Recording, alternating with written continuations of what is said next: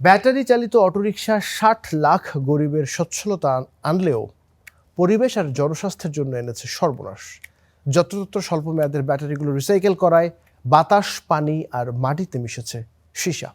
সংশ্লিষ্টরা বলছেন ২০৩৫ সালের মধ্যে সীসামুক্ত বাংলাদেশ গড়ার যে স্বপ্ন তা বাস্তবায়নে বন্ধ করতে হবে ব্যাটারির বিশ্বর ব্যবসা। প্যাডেল নেই, তবু ঘুরছে চাকা।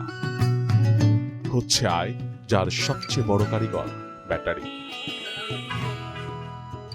ব্যাটারি চালিত এই রিক্সাগুলো এখন দেশের লাখ লাখ গরিবের আয়ের সবচেয়ে বড় অবলম্বন।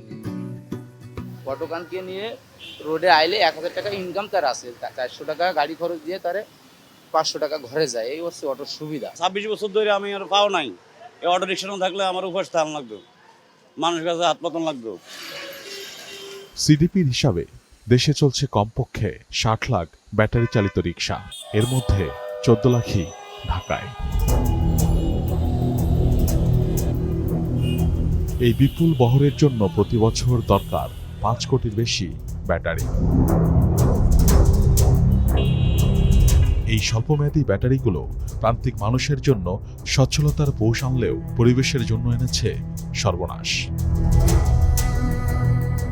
নিঃশব্দে ছড়াচ্ছে সীসা, মাটি, পানি আর বাতাসে মিশে যাচ্ছে প্রাণঘাতী এই ধাতু।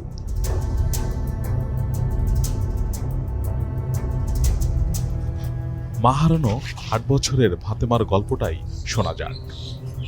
এই ৬টা, এই ৫টা, ৩টে, এই সময় কিনা বাইরে যায় না, বাড়িতে গিয়ে ওর মধ্যে হাঁটতে গেতে, দোকানে গেতে খুব কষ্ট হয়, চোখ ঝিনঝিন করে, কাশি আসে। যে কারখানার কথা বলছিলেন ফাতেমা, সেটি এই জুয়াংশু স্টোরেজ ব্যাটারি কোম্পানি। ভেতর থেকে বন্ধ থাকায় কাউকে পাওয়া না গেলেও এক শ্রমিক জানালেন তার অভিজ্ঞতা। আমার মেশিন আছে, ওই সীসাটা আমরা গলায় হাউজে এটা কারণ দেনে গলে। এরকম বৈধ ব্যাটারি রিসাইক্লিং কারখানার সংখ্যা মাত্র ১৫টি হলেও অবৈধ কারখানার সংখ্যা দেশে হাজারেরও বেশি। স্থানীয়দের অভিযোগ, এই কারখানাগুলোই ধীরে ধীরে বিষে তুলছে পুরো এলাকা। সীসা বিক্রি করে, ওই সীসারে করে যে এটা বলে গালিয়া গুলিয়া আবার ফিরে আলাদা সব ধরনের একটা এই সীসা, বড় সীসা বানায় এরা। দেখেন গাইন্ডা চকে মনে করেন পানা পন্ত পুড়ে গেছে একবারে, পানাও নাই কে, মাছগুনি মইরা জায়গা পাইতে পানি। আইসিডিডিআরবির গবেষণা বলছে ঢাকার ৯৮% শিশুর শরীরে পাওয়া গেছে মাত্রাতিরিক্ত সীসা, যার প্রভাব পড়ছে মস্তিষ্কের বিকাশ, আচরণ, এমনকি ভবিষ্যৎ সক্ষমতার ওপর। এটি যদি হচ্ছে যে ক্রনিক এক্সপোজার হয়, সেক্ষেত্রে এটা দাঁত এবং হচ্ছে যে হাড্ডিতে জমে থাকে এবং এটি খুবই ভয়াবহ এবং হচ্ছে যে এটা সারা জীবনের জন্য একটি ক্ষতি হয়ে যেতে পারে, যেখান থেকে আসলে পরিত্রাণের খুব সহজ উপায় আমাদের জানা নেই।